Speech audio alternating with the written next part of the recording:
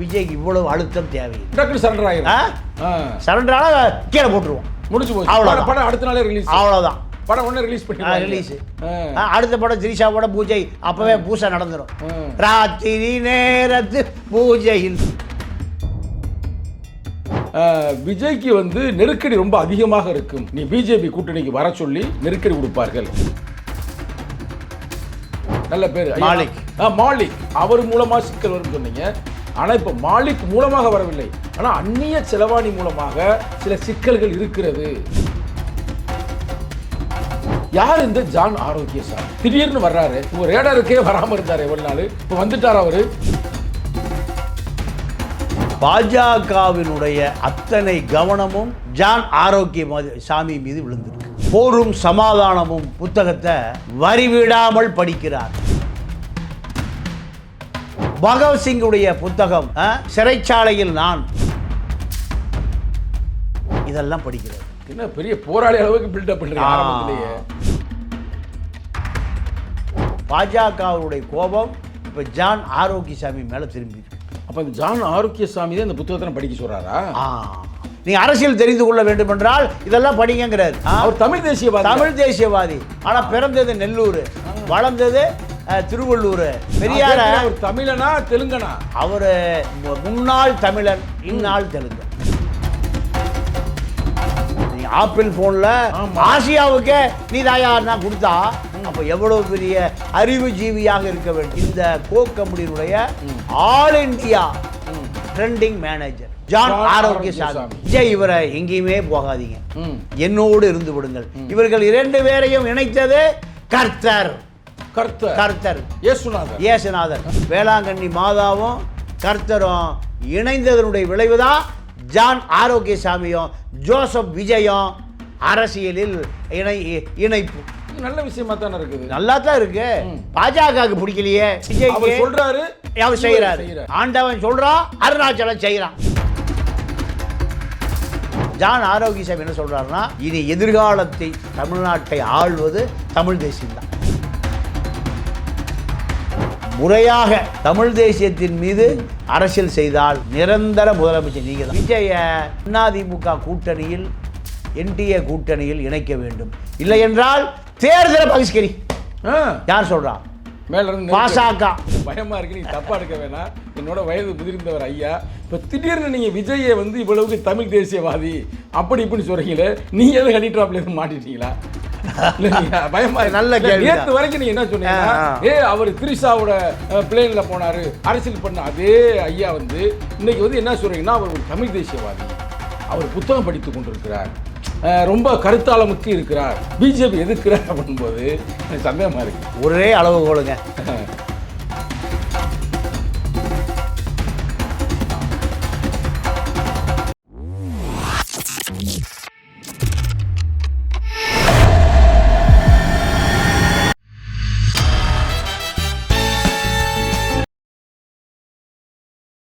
நமது அரங்கத்திற்கு மூத்த பத்திரிகையாளர் தமிழா பாண்டியன் அவர்கள் வந்திருக்கிறார். அவருக்கு வணக்கம் சொல்லி நாங்கள் வரவேற்கிறோம். வணக்கம் ஐயா, நல்லா இருக்கீங்களா? ஐயா நல்லா இருக்கேன். ஐயாவிட்ட வந்து நம்ம வந்து கலந்துரையாடல் செய்வதற்கு முன்னால் ஒரு சில விஷயங்களை நான் சொல்ல விரும்புகிறேன். இதற்கு முன்னால் வந்து நம்ம கலந்துரையாடல் செய்தோம். அப்போ வந்து நீ 2-3 விஷயங்கள் சொன்னீங்க. நான் வந்து அதை வந்து ஏதோ ஒரு நகைச்சுவையாக எடுத்துக்கிட்டேன். நான் என்ன கேட்டேன்னா, அது இன்று இல்லை, 10 நாட்களுக்கு முன்னால் வர்ற பொங்கலுக்கு வந்து விஜயோட படம் வருமா வராதா அப்படின்னு கேட்டேன். வரும், ஆனால் வராது அப்படின்ற மாதிரி சொன்னீங்க. நான் உண்மையிலே சொல்கிறேன், அதை நகைச்சுவாக தான் எடுத்தேன். எப்படா ஒரு 500 கோடிக்கு முதலீடு செய்யப்பட்ட ஒரு படம் வந்து எப்படி வராமல் இருக்கும், எப்படியாவது அந்த முயற்சிகள் எடுத்து வர வைத்து விடுவார்கள் நினச்சேன். அது நீ சொன்னதை போலவே வரவில்லை பொங்கலுக்கு. இனி வருமா என்பதும் தெரியவில்லை. இன்னொன்று இவருக்கு எப்படி இந்த என்கொயரிலாம் எப்படி இருக்குது அப்படின்றதையும் நான் கேட்டேன். இப்போ கூட நீ எடுத்து நாங்கள் பார்க்குறேன், நீங்கள் நேயர்களும் பாருங்கள். அதில் அவர் ஐயா என்ன சொல்கிறார் என்றால், விஜய்க்கு வந்து நெருக்கடி ரொம்ப அதிகமாக இருக்கும், நீ பிஜேபி கூட்டணிக்கு வர சொல்லி நெருக்கடி கொடுப்பார்கள். அந்த நெருக்கடி எப்படி இருக்கும்னா, அந்நிய செலவாணியில் சிக்கல் இருக்கிற மாதிரி. அதுவும் குறிப்பாக மலேசியாவில் ஒரு பேர் சொன்னீங்க, நல்ல பேர் மாலிக்.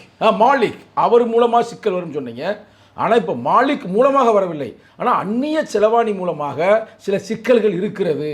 அது குறிப்பாக ஜான் ஆரோக்கியசாமி அப்படின்னு பேரை சேர்க்குறாங்க. அந்த வகையில் இது வரைக்கும் இந்த கருத்துக்கள்லாம் சொன்னீங்க. இனி வருங்காலங்களில் எப்படி இருக்கு, படம் வருமா வராதா? யார் இந்த ஜான் ஆரோக்கியசாமி? திடீர்னு வர்றாரு, உங்கள் ரேடாருக்கே வராமல் இருந்தார் எவ்வளோ நாள், இப்போ வந்துட்டார் அவர். இல்லை, இப்போது பாஜகவினுடைய அத்தனை கவனமும் ஜான் ஆரோக்கியசாமி மீது விழுந்திருக்கு. அது சரி. ஆமாம். இப்போது விஜய் போரும் சமாதானமும் புத்தகத்தை வரிவிடாமல் படிக்கிறார். என்ன சொல்கிறீங்க? ஆமாம். பகவத்சிங்குடைய புத்தகம் சிறைச்சாலையில் நான், கைவிலங்கோடு கட்டிலில், மரணத்தின் பிடியில், தூக்கு மேடை, இதெல்லாம் படிக்கிறார். என்ன பெரிய போராளி அளவுக்கு பில்டப் பண்ணுறீங்க ஆரம்பத்திலேயே. இப்போது விஜயை பொறுத்த வரைக்கும் பாஜக அழுத்தம் கொடுக்க கொடுக்க அரசியல் என்பது இப்படித்தான் இருக்கும். அரசியல் இவ்வளவு கடினமாக இருக்குமா எனக்கு தெரியாது. இந்த சிந்தனையை பாஜக விஜய்க்கு இயற்கையாகவே ஏற்படுத்தியிருக்கு. இதற்கு காரணம் யாரான்னு பார்த்தா பாஜகவுடைய கோபம் இப்போ ஜான் ஆரோக்கியசாமி மேலே திரும்பியிருக்கு. அப்போ இந்த ஜான் ஆரோக்கியசாமி தான் இந்த புத்தகத்தை படிக்க சொல்கிறாரா? நீங்கள் அரசியல் தெரிந்து கொள்ள வேண்டும் என்றால் இதெல்லாம் படிங்கிறார். சிறந்த தமிழ் தேசியவாதி யாரு? ஜான் ஆரோக்கியசாமி. என்னங்க திடீர்னு புதிய ஒரு குண்டை போடுறீங்க? நிறைய குண்டு இருக்கு. ஒரு குண்டு தானே இருக்குன்னு நினைக்கிறீங்க? பல குண்டு. மற்றவங்க போட்டோம்னா அது நம்ம கடந்து போயிடலாம். நீ சொல்வது எல்லாமே அது யதார்த்தம் வந்து கொண்டே இருக்குது. உண்மையா? ஏன்னா அவர் தமிழ் தேசியவாதி. ஆனால் பிறந்தது நெல்லூர், வளர்ந்தது திருவள்ளூர், நாயுடு சமூகத்தை சேர்ந்தவர். சமூகம் நமக்கு தேவையில்லை, சொல்ற அவருடைய ஆரிஜின். ஆனால் தமிழ் தேசியவாதி. பெரியார் அவர் தமிழனா தெலுங்கனா? அவர் முன்னாள் தமிழன், இந்நாள் தெலுங்கர். என்ன பிடிச்ச வரீங்க? புரியலையே. நீங்கள் தமிழ், தெலுங்கு, மலையாளம், கன்னடம், துளு எல்லாமே தமிழ் தானே? ஓ, அதாவது முன்னாள் தமிழன், நிகழ்காலத்தில் அவர் தெலுங்கு பிரிக்கப்பட்டிருக்கிறார். ஆமாம். நீங்கள் தமிழனாக இருந்தவரை தான் நீங்கள் சமஸ்கிருதம் ஒரு மொழியை உருவாக்கி தமிழர்களிடமிருந்து. நீ சொன்ன மாதிரி ஜான் ஆரோக்கியசாமியை ஒரு தமிழன் எடுத்துக்கிறோம். அவருக்கு அந்த புத்தகத்தை படிக்க சொல்றாரு, தமிழ் தேசியத்தை. அது அப்போ விஜய்க்கு நீங்கள் பாஜகவிலிருந்து அழுத்தம் வர வர அவரை பக்குவப்படுத்துகிறது இந்த தமிழ் தேசியம். ஜானை பொறுத்த வரைக்கும் அவர் அரசியல்வாதியே அல்ல, அடிப்படை அரசியல்வாதியே அல்ல, அரசியல்வாதியாக ஆக்கப்பட்டார். அவர் ஆப்பிள் ஃபோன் இருக்குல்ல, அந்த கம்பெனியினுடைய ஆசியா மார்க்கெட்டிங் ட்ரெண்டிங் மேனேஜர். என்னங்கய்யா சொல்றீங்க? ஆப்பிள் ஃபோனில் ஆசியாவுக்கே நீ தாயார் தான் கொடுத்தா அப்போ எவ்வளோ பெரிய அறிவு ஜீவியாக இருக்க வேண்டும். நான் சொல்லலை, ஆப்பிள் ஃபோன் சொல்லுது. அதை விட விஜய் நடிப்பார்ல, கொக்கா கோலா குடிங்க, கத்தி படத்தில் கொக்கா கோலாவை எதிர்த்து போராடுவார். 5 கோடி வாங்கிட்டு கோக் குடிங்க, என்ஜாய் பண்ணுங்க. இந்த கோக் கம்பெனியினுடைய all India trending manager, trending நீங்கள் மார்க்கெட்டிங் ஹெட்டு யாரு? ஜான் ஆரோக்கியசாமி. அப்போ எவ்வளோ பெரிய பொறுப்பு. நீங்கள் இவர் தான் சித்தாராமையாவுக்கு ஸ்ட்ராட்டஜி வகுத்து கொடுத்துருக்கோம், நாம கேள்விப்பட்டிருக்கிறோம். அதே போல உத்தவ் தாக்கரே பம்பாய், பஞ்சாப், இப்படி பல மாநிலங்களில் அவரும் அவர் நண்பரும் சேர்ந்து சீமானு கூட இருந்தார். 21 அவர் தான் தமிழ் தேசியவாதிகளை ஒருங்கிணைத்து. அதே மாதிரி இவருக்கு ராமதாஸுடைய அன்பு மகன் மாற்றம் முன்னேற்றம், அது அவர் தான். அப்போ நல்ல பேக்ரவுண்ட். ஆமாம், நீங்கள் எதை கொடுத்தாலும் சரி உலக அளவில் மார்க்கெட் பண்ணிடுவார், அரசியலையும் மார்க்கெட் பண்ணிடுவார். அதன் காரணமாகத்தான் விஜய் இவரை எங்கேயுமே போகாதீங்க, என்னோடு இருந்து விடுங்கள். இவர்கள் 2 பேரையும் இணைத்தது கர்த்தர், இயேசுநாதர். இப்போ ஜானே என்ன சொல்லுவார்னா, எனக்கு இந்த மக்களுக்கு உபகாரம் செய்ய சொல்லி இயேசு கர்த்தர் என்னை பணித்தார். இது அவருடைய வாசம். எத்தனை ஸ்ட்ராட்டஜி வகுத்தாலும், எத்தனை இன்டர்நேஷனல் பாலிடிக்ஸ், ஜியோ பாலிடிக்ஸ், இப்படி எதை உள்ளே பொருத்தினாலும் அவர் என்ன சொல்றது? கர்த்தர் இந்த வேலையை செய்ய சொல்லி என்னை பணித்தார், என்ன பணித்தார். இப்போ இவர் விஜய் எங்கே போயிடுவார்? வேளாங்கண்ணி போயிடுவார்.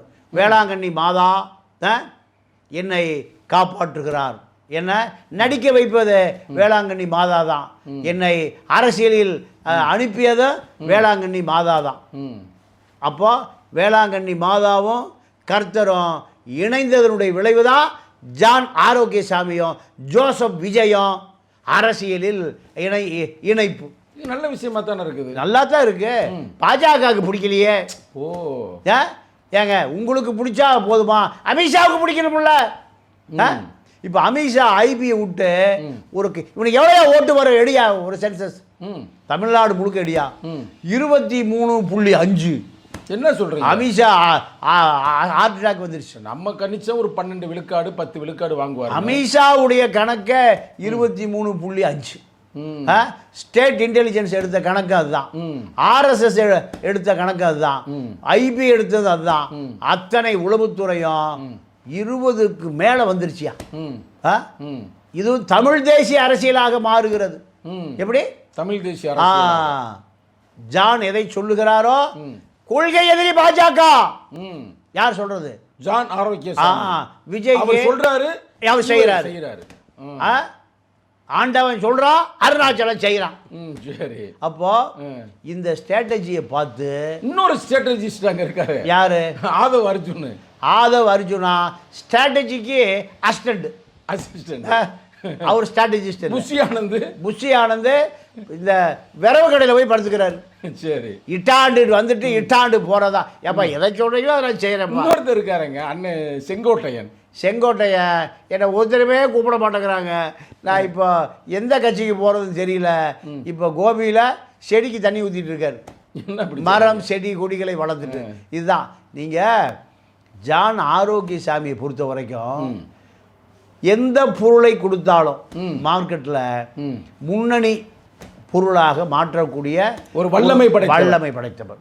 அப்போ இந்த வல்லமை தான் நீ பொருளெல்லாம் மார்க்கெட் பண்ணது, கொக்கோ கோலா மார்க்கெட் பண்ணது, ஆப்பிள் ஃபோன் மார்க்கெட் பண்ணதெல்லாம் போதும். இனிமேல் அரசியலை மார்க்கெட் பண்ணுவோம். பாலிடிக்ஸை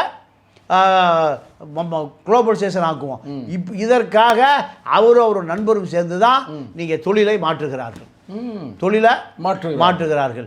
இப்போ இந்த தொழிலை மாற்றிய பிறகு அவர் பல தமிழ் தேசியவாதிகளோடு நெருங்கின தொடர்பு வச்சிருக்கார். தமிழ் தேசிய அரசியல் என்னன்னு கேட்டால் நீங்கள் நம்ம மறைந்த தமிழரசன் ஒரு தீப்பெட்டி கொடுத்தீங்கன்னா 3 மணி நேரம் பேசுவார். யார்? அவர் தான் முதல் தமிழ் தேசியவாதி. ஆமாம். அந்த தமிழ் தேசியவாதி தான் நீங்கள் குடமுருட்டி இல்லை மீன் சுருட்டி அறிக்கை. ஆமாம், எங்கள் தலைவர் மேடைக்கு மேடை சொல்லுவார், தமிழ் தேசிய போராளி. மீன் சுருட்டி அறிக்கை தான் உலக புகழ் பெற்ற அறிக்கை. அதே போன்று இப்போ ஜான் ஆரோக்கியசாமி தமிழ்நாட்டில் அரசியல் நிலைநிறுத்த வேண்டுமென்றால் தமிழ் தேசிய அரசியல் தான். பாஜக அரசியல் அல்ல, திராவிட அரசியல் அல்ல. அனைத்து அரசியலும் காலாவதி ஆகி போயிடும். எதிர்காலத்தில் தமிழ் தேசிய அரசியல் தான் நீடிக்கும். அதனால் இந்த பேர்ல திராவிடங்கிற பேரை சேர்த்தாதீங்க. தமிழர் வெற்றி கழகம், தமிழர் திராவிட முன்னேற்றம், இப்படி எதுவுமே வரல. விஜயகாந்த் கட்சி ஆரம்பிக்கும் போது கூட தேசிய முற்போக்கு திராவிடர் கழகம்.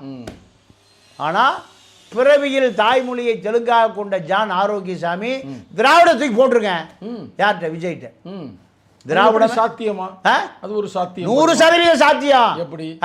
உங்க தலைவரை என்ன சொல்லியிருக்காருன்னா, இருக்கிற தமிழ் தேசியத்தை இல்லாத திராவிடம் ஆண்டு கொண்டு இருக்கிறதுன்னு எப்ப சொன்னாரு? 20 வருஷம் முந்தி சொன்னார். கருணாநிதி பதறினார். இப்ப வேறு வழி இல்லாமல் அதிகாரத்துக்காக, ஆட்சிக்காக, நீட்சிக்காக, அதிகார ஆட்சிக்காக இல்ல, மக்களுக்காக, அது மக்களுக்காக. அதே தலைவர் சொல்லிருக்காருல, இந்த மானங்கட்ட அரசியல்ல கூனி குறுகி நான் போராடுவது யாருக்காக? இந்த ஏழை தாளைகளுக்காக, அதிகாரத்துக்காக. அதிகாரம் மக்களுக்காக. அப்போ ஜான் ஆரோக்கியசாமி என்ன சொல்றாருன்னா, இனி எதிர்காலத்தை தமிழ்நாட்டை ஆள்வது தமிழ் தேசியம்தான். நீங்க மராட்டி மன்னர், மராட்டி மக்களை தவிர அத்தனை பேர் வெளியேறுங்கள். அதான் பால் தாக்கரேவ பெரிய அதிகார மையமாக. ஆமாம். பால் தாக்கரேவ ஒரு அதிகார மையமாக மாற்றியது. அது தமிழ், அது மராத்தி தேசியம். மராத்தி தேசியம். கன்னடத்தில் என்ன சொல்றான்? கன்னடர்களை தவிர அத்தனை பேர் வெளியேறுங்கிறான். அது கன்னட தேசியம். மலையாளி என்ன சொல்றான்? மலையாளம் பேசுபவர்களுக்காகத்தான் இந்த மண், இது ஆண்டவனின் அழகிய பூமி. அழகிய பூமி. அது கேரளா தேசியம். இந்தியா முழுக்க பல்வேறு தேசிய இனங்களினுடைய சிறை கூடம் அடைச்சி வச்சிருக்கான். ஆனால் இந்தியா முழுக்க நீங்க போய் ஒரு தெலுங்குகிட்ட போய் நீ தெலுங்கனா இந்துவான்னு என்ன சொல்லுவான்? தெலுங்குன்னு தான் சொல்லுவான். அதான் மொழிவாரி தேசிய மாநிலமாக பிரிக்கப்பட்டது. இப்போ ஜான் ஆரோக்கியசாமி திராவிடம் நீர்த்து போய்விட்டது. நீங்க தமிழ் தேசியத்தை நீங்க முறையாக தமிழ் தேசியத்தின் மீது அரசியல் செய்தால் நிரந்தர முதலமைச்சர் நீங்க தான். ஜெயலலிதாவை அவங்க அண்ணி சொன்னாங்களாம், முதல்ல அந்த அம்மா பதவி ஏற்றுட்டு வந்துருக்கு 91 கோட்டு சூட்டு டைல வந்தவன் கட்டுமில்ல, அவங்க அண்ணி தீபாவுடைய அம்மா. அந்த அம்மா என்கிட்ட சொன்னது, நான் அவங்க வீட்டுக்கு அடிக்கடி போவேன். அவங்க வீட்டு மேனேஜர் சேகர் எனக்கு பக்கத்து வீட்டுக்கு. சரி. அப்போ ஓடி போய் கட்டி பிடிக்குது. கட்டி பிடிச்சி தன்னுடைய மச்சனிச்சி ஜெயலலிதாவுடைய சகோதரன் மனைவி தான் அந்த அம்மா, தீபா அம்மா. நம்ம பரம்பரையிலேயே யாரும் முதலமைச்சர் ஆவாகன்னு யாரும் நினைத்து கூட பார்க்கவில்லை. ஆனா நீ முதலமைச்சர் ஆயிட்டமா, சாகுற வரை நீதான் முதலமைச்சர். நெத்தியில குங்குமத்தை வச்சு கட்டி பிடிச்சி அந்த அம்மா சொல்லுது. அதே போல ஆசீர்வாதம். அதே போல விஜய்க்கு ஜான் ஆரோக்கியசாமி என்ன சொல்றாருன்னா, தமிழ் தேசியத்தை நீங்கள் கையில் எடுத்து தமிழ் தேசிய அரசியலை முன்னெடுத்தால் நீங்க திராவிட இயக்கங்கள்லாம் அழிந்து போகும். நீங்க மரணம் அடைகிற வரை 100 ஆண்டு காலம் இந்த அரசியலுக்கு நீங்க தான் அத்தாரிட்டி. தமிழ் தேசிய அரசியல் தான் அத்தாரிட்டி, அங்கீகாரம். இத விஜய்க்கு தினசரி நீங்க சர்ச்சில் ஜெபம் பண்ணுவாங்கல்ல, ஆமாம், ஃபாதர் பூசை வைப்பார்ல, அதே போல தமிழ் தேசிய பூசை தினசரி தமிழ் தேசிய போராளியாக விஜயை உருவாக்குகிற வேலையை இந்த ஜான் ஆரோக்கியசாமி செய்கிறார் என்ற கோபம் பாஜகவுக்கு நீண்ட நாட்களுக்கு பிறகு தெரிய வருகிறது. தெரிய வந்த பிறகுதான் விஜய அதிமுக கூட்டணியில் என்டிஏ கூட்டணியில் இணைக்க வேண்டும். இல்லை என்றால் தேர்தலை பகிஷ்கரி. யார் சொல்றா? பாசக என்ன சொல்லுது? பாசமா சொல்லுது. பாசம் பிடித்த கா. இப்போ விஜய் என்ன செய்ததே தெரியல. விஜய் இப்போ அமைதியா இருக்கார். தன்னுடைய சகாக்கள் கூட சொல்லிட்டார், கூட்டணி பத்தி யாரும் பேசக்கூடாது டிவியில, சமூக வலைதளத்துல. ஆதவ அர்ஜுனா தான் பெரிய ட்ரெண்டிங் வச்சிருக்காரு. அதுல கூட சொல்லிட்டார், யாருமே கூட்டணி பத்தி பேசக்கூடாது, சினிமா பத்தி பேசக்கூடாது, பாஜகவை பேசக்கூடாது. 3 கட்டளை. யாருக்கு? கட்சிக்காரனுக்கு பூரா. அடுத்து செகண்ட் லீடர்ஸுக்கெல்லாம் 3 கட்டளைகள். 3 கட்டளை. 10 கட்டளை அங்கே அந்த காலத்தில் வழங்கின மாதிரி இவர் 3 கட்டளை கொடுத்துருக்கிறாரு. பாஜகவை யாரும் பேசிடாதீங்க. ஏமா பாஜக கோபத்தை அதிகப்படுத்தக்கூடாது, அமைதியா இருந்து காரியம் சாதிக்கணும். அதே போல கூட்டணி பத்தி பேசிடாத, ஜனநாயகத்தை பத்தி பேசிடாத. நமக்கு எதிராக இருக்கக்கூடியவர்களை ஹனி டிராப், எது ஹனி டிராப், ஆமா, ஏதாவது செட்டப் பண்ணி அவர்களை அமர்த்திடு. என்ன சொல்றீங்க? ஆமா, பல திட்டங்கள் உருவாயிருக்கு. எனக்கு கொஞ்சம் பயமா இருக்கு. நீங்க தப்பா எடுக்க வேணாம். என்னோட வயது முதிர்ந்தவர் ஐயா. இப்ப திடீர்னு நீங்க விஜயை வந்து இவ்வளவுக்கு தமிழ் தேசியவாதி அப்படி இப்படின்னு சொல்றீங்களே, நீங்க எதுவும் ஹனி டிராப்ல எதுவும் மாட்டிட்டீங்களா? பயமா? நல்ல கேள்வி. நேற்று வரைக்கும் நீங்க என்ன சொன்னீங்கன்னா, அவர் திரிஷாவோட பிளேன்ல போனாரு, அரசியல் பண்ண அதே ஐயா வந்து இன்னைக்கு வந்து என்ன சொல்றீங்கன்னா, அவர் ஒரு தமிழ் தேசியவாதி, அவர் புத்தகம் படித்து கொண்டிருக்கிறார், ரொம்ப கருத்தாளமுக்கு இருக்கிறார், பிஜேபி எதிர்க்கிறார் அப்படின்போது எனக்கு சந்தேகமா இருக்கு. ஒரே அளவுகோலுங்க. பெரியார் சொல்லுவார், பிஜேபி உன்னை பாராட்டுகிறது என்றால் நீ சரியா இல்லை, உன்னை பதம் பார்க்கிறது என்றால் நீ சரியா போயிட்டு. இதுதான் நான் விஜய ஆதரிக்கல, ஜான் ஆரோக்கியசாமி உடைய அந்த தமிழ் தேசிய ஸ்ட்ராட்டஜி மீது நான் அதை. ஏன்னா தமிழ்நாட்டில் இதுவரைக்கும் யாரும் ஆரோக்கியசாமியை பற்றி, ஜான் ஆரோக்கியசாமியை பற்றி இவ்வளவு தெளிவாக சொல்லலை இதுவரைக்கும். நம்ம தான் பார்க்குறோம்ல, நம்மளே வந்து இவ்வளோ ஒரு நல்ல ஒரு தமிழ் தேசியவாதி அப்படின்னு நம்ம யோசிக்கிறோம். ஆனால் அது உண்மையா இல்லைங்க. இப்போ நமக்கு பாஜக இப்போ நீ விளைகிறியான்றான். யாரா? விஜய விஜய்ட்டு நீ விலகிரு, நாங்க பாத்துக்கிறோம். யாரு? ஜான் ஆரோக்கியசாமி சொல்றான். ஆப்பிள் கம்பெனிக்கு போ, அமெரிக்காவுக்கு போ. நீ இப்போ கொக்கோ கோலா மார்க்கெட்டிங்க போ, ஆப்பிள் ஃபோன் கம்பெனிக்கு போ, பல கோடி உனக்கு சம்பளம், நீ இப்போ கிளம்பு, நாங்க விஜய் நாங்க பாத்துக்கிறோம். எங்கிட்டு விட்டுறியா விஜய? விஜய் எங்கிட்டு விட்டுறியா? இந்த அரசியல் வருகிற பொழுதுதான் ஏன்டா ஜான் ஆரோக்கியசாமி மீது இவ்வளவு கோவப்படுறாங்க? அமெரிக்க ஏகாதிபத்தியவிய நீங்க சேகோரா மீது கோவப்படுறான். ஆமா, ஃபிடல் கேஸ்ட்ரோவை உருவாக்கியதுல, புடம்போட்டு உருவாக்கியதுல சேகோராவுடைய பங்கு பெரும் பங்கு. சேகோரா கியூபா நாட்டுக்காரன் அல்ல, அர்ஜென்டினா நாட்டுக்கார ஒரு மருத்துவர். பிறந்தது ஒரு நாடு, போராடினது ஒரு நாடு, செத்து போனது பொலிவியா காடுகளில் அமெரிக்கா கண்டத்தை ஓட விரட்டுவேன் என்று சொன்ன அந்த சேகுவாரா அர்ஜென்டினாவில் பிறந்து கியூபா மக்களுடைய விடுதலைக்காக அந்த, அதாவது ஹவானா தேசிய வங்கியினுடைய கையெழுத்தாளர், நோட்ல கூட கையெழுத்து இருக்கும். ஆனா பொலிவியா காடுகளில் போய் மரணித்தார். அவருடைய உடல் கிடந்த பொழுது பார்த்த அந்த அப்பாவி மக்கள் ஒரு ஜீசஸை கிடப்பதை போல பார்த்தாங்க. ஆமா, நீ உலக லெவலில் இயேசுநாதருக்கு அடுத்து பேசப்படுபவர் சேகுவாரா தான். அப்போ எங்க கட்சியிலே வந்து இளைஞரணிக்கு எங்க தலைவர் சேகுவாரா படம் தானே வச்சிருக்காரு, கனவு நனவாகனு.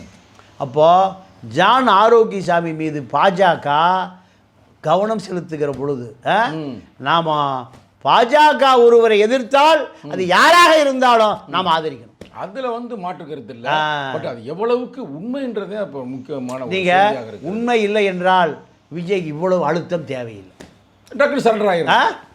சரண்டர் ஆனா கீழே போட்டுருவோம், முடிஞ்சு போச்சு. அவ்வளவு படம் அடுத்த நாளே ரிலீஸ். அவ்வளவுதான், படம் ஒண்ணு ரிலீஸ் பண்ணி ரிலீஸ். அடுத்த படம் திரிஷாவோட பூஜை, அப்பவே பூசை நடந்துரும். ராத்திரி நேரத்து பூஜையில் போட்டுறலாம். இப்ப ஜான் ஆரோக்கியசாமி அதெல்லாம் தடுக்கிறாரு, எல்லாம் தடுக்கிறாரு. இது பிஜேபி பிடிக்கல, இதுதான் மேட்ரு. இவர் வந்து பழைய மாதிரி டான்ஸ் போட்டுக்கிட்டே இருக்கணும். அதை விட்டு இப்படி திடீர்னு புத்தகத்தை படிக்கிறாரு, அதுவும் தமிழ் தேசிய புத்தகத்தை படிக்கிறாரு. போரும் சமாதானம், தூக்கு மேடை, பகவத்சிங்கர் தூக்கு மேடை தகனம், இப்படி இவருடைய அரசியல பாஜக அமித்ஷாவுக்கு கடுமையான கோபம் வருது. இதனுடைய விளைவு ஜான் ஆரோக்கியசாமி மீது வழக்கு பாயலாம். இல்லைன்னா ஜான் ஆரோக்கியசாமி இந்த ஸ்ட்ராட்டஜிஸ்ட் உடனடியாக ஆப்பிள் போன் கம்பெனிக்கோ, நாடு கடத்தப்படலாம், கொக்கோ கோலா கம்பெனிக்கோ நீங்க கிளம்பி போவதற்கு நீங்க பாஜகவினுடைய அழுத்தம். இப்போ இந்த கிறிஸ்டியானிட்டியை பொறுத்த வரைக்கும் என்ன நடந்துன்னா, உலக முழுக்க கம்யூனிசம் வளர்ந்துவிடக்கூடாது என்பது இப்போ உள்ள கிறிஸ்டியானிட்டியினுடைய நோக்கம். ஆனால் ஒரு 300 ஆண்டுகளுக்கு முன்பு போப்பாண்டவரை என்ன பண்ணுறாருன்னா, நீங்கள் கீழ்த்திசை நாடுகள், ஆப்பிரிக்கா, இந்த இந்துத்துவா நாடுகள் இதெல்லாம் பார்பேரியனாக வச்சுருக்கான், காட்டு முராண்டியாக வச்சுருக்கான். அவர்களுக்கு கல்வி கொடுக்க வேண்டும் என்பதற்காகவே நீங்கள் போப்பாண்டவர் ஒரு குழுவை அமைக்கிறார். அந்த குழுவுக்கு பேரு ரகசிய குழு. ரகசிய குழு ஜி ஷூட். அந்த குழுக்கு பேரு C shoot, G G G JESUIT, J shoot. இந்த குழு தான் கல்வியாளர்களை போல இருப்பான். அத்தனை நாடுகள் ஊடுருவி நீங்க லயோலாவை போல பெரிய கல்வி ஸ்தாபனங்களை உருவாக்குவார்கள். இந்த குழு பல நாடுகளில் அந்த மக்களை கல்வியாளர்களாக மாற்றி அதன் மூலம் அவர்களை கிறித்துவர்களாக மாற்றுகிற பணி அவர்களுக்கு. எப்படி நீங்கள் முகலாயர்கள் பூரா படையெடுத்து நீங்கள் உலக நாடுகள் முழுக்க முகமதிய மதம், இஸ்லாம் மதம் உருவானது. அரபு நாட்டில் தோன்றிய இஸ்லாம் மதம் நீங்கள் எது வரைக்கும் போயிருக்கு? இந்தோனேஷியா வரைக்கும், மலேசியா வரைக்கும் போயிருக்கு. ஆமாம், இப்போ உலகமெல்லாம் பரவி கொண்டிருக்கிறது இஸ்லாம். ஆமாம். அப்போது அதே போல் கிறிஸ்டியானிட்டியும் உலகம் முழுக்க கல்வியின் மூலம், கல்வி செல்வத்தின் மூலம் அவர்கள் பரப்புவதுதான் அவர்களுடைய தலையாய வேலை. இப்போ இந்த வேலையை இந்தியாவிலும் தொடர்ந்து கொண்டிருந்ததை யார் தடுத்தா? 2014 பாஜக வந்த பிறகு தடுக்கப்பட்டு. ஆமாம், சங்கி பயலுக மெயினாக குறி வச்சது அங்கே தான். ஆமாம். அப்போது இது இது இது ஜான் ஆரோக்கியசாமியை போன்ற பல அறிவுஜீவிகள், ஸ்ட்ராட்டஜிஸ்ட் எங்கே திரும்புகிறாங்க? அரசியலுக்கு திரும்புகிறாங்க. எதுக்கு? அரசியலுக்கு. ஏன் இங்கே தாண்டா அதிகாரம். இந்த அதிகாரம் மக்களிடம் போய் சேர வேண்டும். நீங்கள் 2 லட்சம் NGOs இந்தியாவில் இருந்தான். எவ்வளோ பேர்? 2 லட்சம். ஆமாம். எல்லாம் தொண்டு நிறுவனங்கள். அந்த அரசு செய்யாத வேலையை பூரா தொண்டு நிறுவனங்கள் தான் பார்த்துருக்கிறேன். கிராம சாதி ஒழிப்புலையும் அவங்க போராடி இருக்கிறார்கள். பிஜேபி வந்த பிறகு தொண்டு நிறுவனங்களுக்கு வருகிற வெளிநாட்டு நிதியை அத்தனை பேர் நிறுத்திவிட்டான். ஏன்? கிறிஸ்துவம் பரவிடக்கூடாது. கிறிஸ்துவம் பரவினால் சங்கி காணாமல் போயிடுவாங்க. RSS பிஜேபி ஒளிந்து போயிடும். நீங்கள் கிறிஸ்துவம் வளர்ந்தால் என்ன வளரும்? கல்வி வளரும், ஜனநாயகமும் வளரும். ஜனநாயகம். தலைவர் சொல்லுவார், கிறிஸ்துவம் நம்மை மீட்க வந்த தத்துவம்.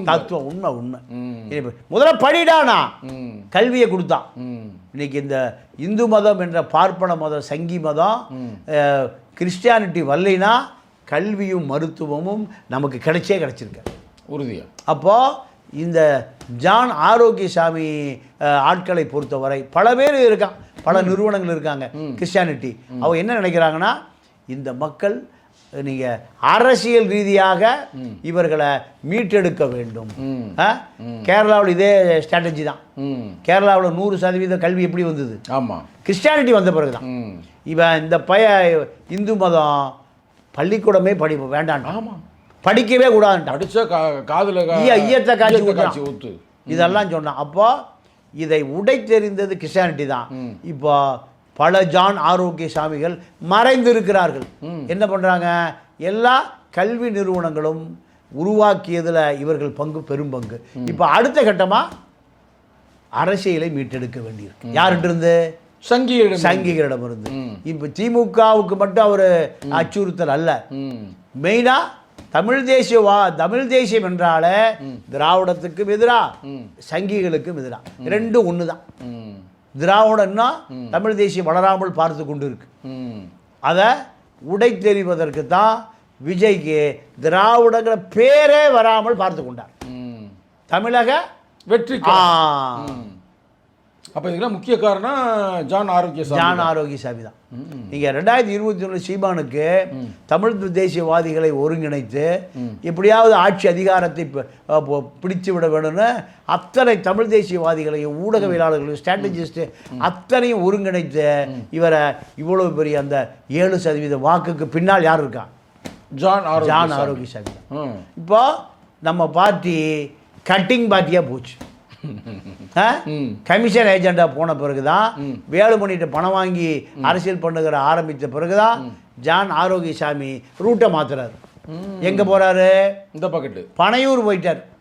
வடசரவாக்கத்திலிருந்து நேர பனையூர் போயிட்டாரு.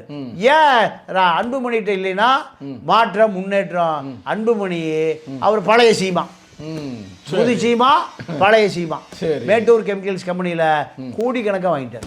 யாரு? அன்புமணி. இதை நேரில் பார்த்த ஜான் ஆரோக்கியசாமி அங்கிருந்து கிளம்பிட்டார். இப்போ போய் சேர்ந்த இடம் பனையூர் பண்ணையார். இப்போ பனையூர் பண்ணையார் அவரை விட்டாலும் அவர் இவரை விட மாட்டார், இவரை விட்டாலும் அவர் விட மாட்டார். அப்போ 2 பேரையும் இணைத்தது கர்த்தர். 2 பேரையும் கர்த்தர். நீங்க அவரே சொல்லுவாராம், கர்த்தர் எனக்கு இந்த வேலை செய்ய சொல்லி என்னை பணித்து இருக்கிறார், இல்லைன்னா நான் விஜய்கிட்ட வந்து செட்டில் ஆக மாட்டேன், சேரவே மாட்டேன். இப்படி அடிக்கடி சொல்லுங்க. சந்திச்சிருக்கீங்களா? இல்லை நான் பார்க்கல, இனிமே தான் சந்திக்கணும். இல்லை, இந்த பேட்டி போகிற பார்த்து அவனை கூப்பிட்டு பேசிடுறது இருக்கு. இல்லை, நான் உண்மைன்னு சொல்கிறேன், அவ்வளோதானே. தமிழ் தேசியத்துக்கு ஆதரவா பாஜகவுக்கு எதிராக யார் இருந்தாலும் அவர்களை நாம் மானசீகமாக ஆதரிக்க வேண்டும். அது நான் பார்த்துருக்கிறேன். நீங்கள் ஈழம் அழிந்ததுக்கு என்ன காரணம்? தமிழ் தேசியம் இல்லை, தமிழர்களுக்கான அதிகாரமே இல்லை. பெங்களூரில் 1 லட்சம் பேர் அகதியா வந்தா என்ன காரணம்? இங்க தமிழ் தேசியமே இல்லை, திராவிட தேசியம் இருக்கு. திமுகவுக்கு அதிகமான சொத்து எங்க இருக்கு? கர்நாடகாவில் இருக்கு. ராமதாஸுக்கு எங்க சொத்து அதிகமாக இருக்கு? கர்நாடகாவில் இருக்கு. துரைமுருகனுக்கு சொத்து எங்க இருக்கு? கர்நாடகாவில் இருக்கு. அத்தனை பேரும் சொத்து எங்க வச்சிருக்கான்? பெங்களூர்ல வச்சிருக்கான். அப்போ இப்படி தமிழ் தேசியம் வளரும். அப்போ தமிழ் தேசியத்தை நோக்கி விஜய் போகிறார் என்றால் கவனத்தில் கொண்டு கண்காணிக்க வேண்டியிருக்கு. இது சரியா போகுமா, இல்லை கடைசியா போய் எங்க அமித்ஷா வீட்டுக்கு போயிருமா, சரி, அதை கணிச்சு பாருங்க. இப்போ இதெல்லாம் கணிச்சு எனக்கு சொன்னீங்கல்ல, இப்போ இவ்வளவு நெருக்கடிகள் கொடுக்கும் பொழுது இவர் அமித்ஷாவுடைய காலடியில் விழுந்துருவாரா, இல்லை பிஜேபிக்கு போவாரா, இல்லை போகாமல் எதிர்த்து நிற்பாரா, இல்லை இதெல்லாம் தாக்கு பிடிக்க முடியுமா?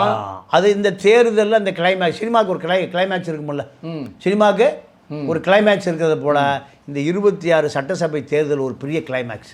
என்ன சொல்றீங்க? ஆமாம், ஜான் ஆரோக்கியசாமி என்ன ஆவார், விஜய் ஜோசப் என்ன ஆவார், 2 பேருக்கும் இது ஒரு பெரிய அக்கினி குண்டம். இந்த அக்கினி குண்டத்தில் குதித்து மீண்டெழுவார்களா, இல்லை அக்கினி குண்டத்தில் பஸ்மமாவார்களா, சாம்பலாவார்களா? நாளைக்கு வர்றாராம்ல, நாளைக்கு வருவதெல்லாம் மோடி நாளைக்கு வர்றாரு, நாளை மறுநாள் வருவார், அமித்ஷா வருவார்.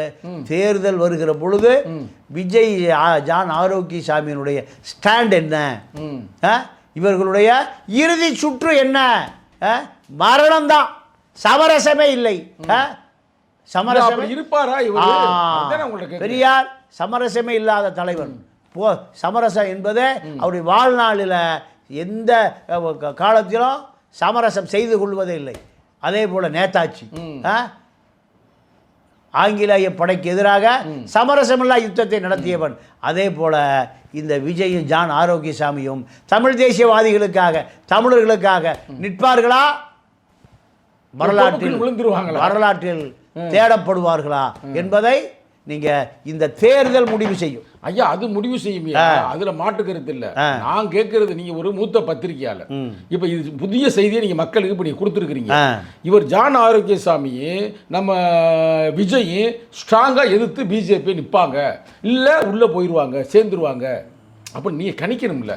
இல்லை, எனக்கு விஜய் ஜான் ஆரோக்கியசாமி 2 பேருமே இப்போ ஒரு கடுமையான இக்கட்டில் இருக்கிறார்கள்.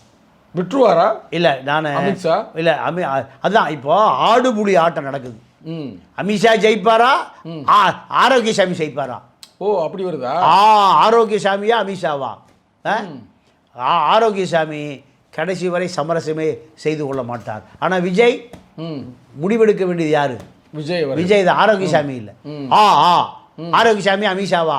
இந்த ஆடுபுலி ஆட்டத்தில் விஜயுடைய ரோல் என்ன? இதுதான் இறுதி யுத்தம். இப்போ முள்ளிவாய்க்கால் யுத்தத்தை போல இறுதி யுத்தம் நடந்துட்டு இருக்கு. இந்த இறுதி கிரிட்டிக்கல் பொசிஷன் போயிட்டு, ஆமா 3 அவரு எல்லாரும் உள்ள பேசினாங்களா? உள்ள மேல சிபிஐ கூட்டி போனாரு. என்ன பேசியிருக்காங்கன்னா, உங்களுடைய அரசியல் வாழ்க்கை என்பது இனிமேல் தான் ஆரம்பிக்கணும். திரைப்படம், அரசியல் எல்லாமே இனிமேல் தான் ஆரம்பிக்கணும். மூத்த அதிகாரி தான், கடைசியாக ஒரு ஐஜி லெவல் அதிகாரி தான் இவருக்கு ஆலோசனை கொடுத்துருக்காரு. என்ன சொன்னாரா? அப்போ டிஎஸ்பி லெவலில் எஸ்பி லெவல் டிசி தான் விசாரணை அதிகாரி. ஆனால் யார் விசாரிச்சிருக்கா? ஐஜி விசாரித்து உங்களுக்கு எதிர்காலம் இருக்கு, நீங்கள் பாஜகவில் இணைந்து கொள்ளுங்கள். பாஜக கூட்டணி, என்டிஏ கூட்டணி இணைந்து நீங்கள் துணை முதலமைச்சராகுங்க, 40 எம்எல்ஏ வெற்றி பெறுங்க. அடுத்த கட்டத்துக்கு நீங்கள் முயற்சி பண்ணலாம். நேரடியாக முதலமைச்சர் நாற்காலி என்றால் அது மிக கடுமையான விளைவுகளை சந்திக்க நேரிடும். ஏன்னா பாஜகவுக்கு தமிழ்நாட்டில் அரசியல் பண்ண வேண்டிய தேவை ஏற்பட்டிருக்கு. அதுக்கு நீங்கள் தான் இடையூறாக இருக்கீங்க. நீங்கள் தான் இடையூறாக இருக்கீங்க. நீங்கள் சேர்ந்து எங்களோடு சேர்ந்து பாஜக அரசியலை பண்ணுங்கள். திமுக தான் நமக்கு பொது எதிரி. உங்களுக்கும் பொது எதிரி, எனக்கும் பொது எதிரி, எடப்பாடிக்கும் பொது எதிரி. அதனால் 3 பேரும் சேர்ந்து திமுகவை எதிர்ப்போம், எங்களோடு சேர்ந்து கொள்ளுங்கள், சீட் ஷேரிங் பண்ணிக்குவோம். இப்போ என்ன பணம் வேணும்? அதானி அம்பானிகிட்ட சொன்னால் இறக்க போகிறான் மூட்டையா. அதுதான் இவ்வளவு ஆலோசனைகளும் சொல்லப்பட்டிருக்கு. 2 மணி நேரம் சிந்தித்து முடிவெடுங்கன்னு 2 மணி நேரம் அங்கே அவருக்கு தனிமையே கொடுக்கப்பட்டிருக்கு. இத்தனையும் கொடுத்த பிறகு என்ன முடிவு செய்வதற்கு தெரியல. நேராக பனையூர் வந்த பிறகு ஜான் ஆரோக்கியசாமி, நம்முடைய அரசியல் எதிர்காலமே சூன்யமாக போயிடும். தயவுசெய்து என்டிஏ கூட்டணியில் இணையாதீங்க. யார் சொல்கிறான்? ஜான் ஆரோக்கியசாமி. ஆமாம், அங்கே ஐஜி ஆரோக்கியசாமி என்ன சொல்கிறாரு? பாஜக இணைங்கிறாரு. அமித்ஷா என்னப்பா போன என்ன முடிவு பண்ண, நல்ல முடிவாக சொல்லு. அடுத்து அமித்ஷா மிரட்டுறாரு, ஆரோக்கியஷா போனால் காணா போயிடுவாங்கிறாரு. என்ன பண்ணுறதுன்னு தெரியல, யார்கிட்ட ஆலோசனை கேட்கறது? இந்த குழப்பத்தில் ஒரு இறுதி வடிவத்தில் இருக்கார். நாங்கள் தேர்தல் நிற்பது என்பது தனித்து நிற்பது என்று முடிவு செய்து விட்டோம். இப்படி சொல்லுகிற பொழுது எலெக்ஷன் நிற்காத, தேர்தல் சின்னம் கிடையாது, சின்னம் கிடையாது, விசில் கிடையாது. உங்களுக்கு இப்போ கடுமையான அழுத்தம் வரும். முடிவு பண்ணிக்க, படம் வராது, எல்லாம் ஜட்ஜ்மெண்ட் ரிசர்வ்டு. அந்த படத்துக்கு நீதிபதி என்ன சொல்லிட்டாரு, படம் வரும், எப்போ வரும்னு எனக்கே தெரியாது. இப்போ பணம் கொடுத்தவன் போகிறான், இப்போ வழக்கு போடுறான். வழக்கு போட்டு கொடுத்த காசை கொடு, இல்லை ஓடிடியில் பணத்தை கொடு, இல்லைன்னா படத்தை கொடு. பணம் இல்லைன்னா படம் நான் ஓடிடியில் போட்டுக்கிறேன். ஓடிடியில் போட்டு விட்ருவான். அவன்கிட்ட எல்லாம் கொடுத்தாச்சு, போச்சு, ரைட்ஸ் எல்லாம் கொடுத்தாச்சு. அப்போ ஓடிடியில் வருமா, விஜய் படம் பார்த்து தான் தெரிஞ்சுக்கணுமா, இப்படி பல சிக்கல்கள். இதை இப்போ விஜயினுடைய இறுதி முடிவு என்ன என்பதுதான் விஜய்க்கு வாழ்வா சாவா, டூ ஆர் டை, செய் அல்லது செத்துமடி, இப்படி ஒரு இக்கட்டான நிலை ஏற்பட்டிருக்கு. இறுதி யுத்தம், முள்ளிவாய்க்கால் யுத்தத்தை போல இறுதி யுத்தம். இதில் என்ன நடக்க போகிறது என்பது தான் இப்போ சஸ்பென்ஸ். நீங்கள் கிறித்துவ முஸ்லீம் வாக்கு திமுக பொட்டியை திறந்தாலே 15% வந்துடுது. ஆமாம். இதை பாஜகவோடு சேர்ந்தால் விஜய்க்கு ஒரு 7% வரும்னு ஜான் சொல்கிறார். கிறித்துவ முஸ்லீம் வாக்கு எவ்வளவு, பெட்டியை திறந்தாலே 7% வருங்கிறார். அந்த 7 பாஜக போனால் பொட்டியை மூடிட வேண்டியதுதான். ஏன் முட்டை வருமா? பொட்டியை மூடிட வேண்டியதுதான். அப்போ பெட்டியை திறப்பதா, பெட்டியை மூடுவதா? திமுக திறந்தா 15% தான். நம்பரே 1லேருந்து ஆரம்பிக்கிறது திமுக. 15, 16, 17 தான். அப்போ விஜய் என்ன நினைக்கிறாரு, நம்ம 8லேருந்து தான் ஆரம்பிப்போம். 8, 9, 10, 1, 2, 3, 4, 8 வரைக்கும் ஓட்டு பொட்டியில் முஸ்லீம் கிறிஸ்தவர் ஓட்டு வந்துடும், தலித் ஓட்டும் வந்துடும். இப்போ அதுதான் RSS உடைய புள்ளி உரை 23.5ங்க. திமுக அண்ணா திமுகவுக்கே கிடையாது. 20க்கு மேலே வர்றதில்லை. 20க்கு வர்றதுக்கு முஸ்லீம் பொட்டியை திறக்கணும், கிறிஸ்தவர் பொட்டியை திறக்கணும். ஆனால் விஜய்க்கு அனைத்து பொட்டியுமே 23.5. இதுதான் இப்போ இருக்கக்கூடிய நிலவரம். விஜயுடைய முடிவு அவருடைய கட்சியை வாழ வைக்குமா அல்லது வீழ்ச்சி அடையுமா என்பதை பொறுத்து தான் அடுத்த கட்ட நகரும். பொறுத்திருந்து தான் பார்க்கணும். காலம் பதில் சொல்லும். இல்லை, இது வரைக்கும் நீங்கள் வந்து சொன்னது எல்லாமே சரியாக இருந்திருக்கிறது, உங்களை பழைய கணிப்புகள் எல்லாம். ஆனால் இப்போ நீங்கள் சொன்னது இது வரைக்கும் தமிழ்நாட்டில் யாரும் இந்த வியூவில் பார்த்துருக்க மாட்டாங்க. ஜான் ஆரோக்கியசாமி யாருன்னே தெரியாது. ஏதோ ஒருத்தர் இருக்கிறாரு, அவருக்கு ஒரு ஆலோசகராக. ஆனால் நீங்கள் இவ்வளவு கருத்துக்களை நீ சொல்லியிருக்கிறீங்க. நம்ம மக்கள்கிட்ட விடுவோம், நம்ம பொறுத்திருந்து பார்ப்போம். இவ்வளோ கருத்துக்களை சொன்ன ஐயா அவர்களுக்கு நன்றி. வணக்கம்.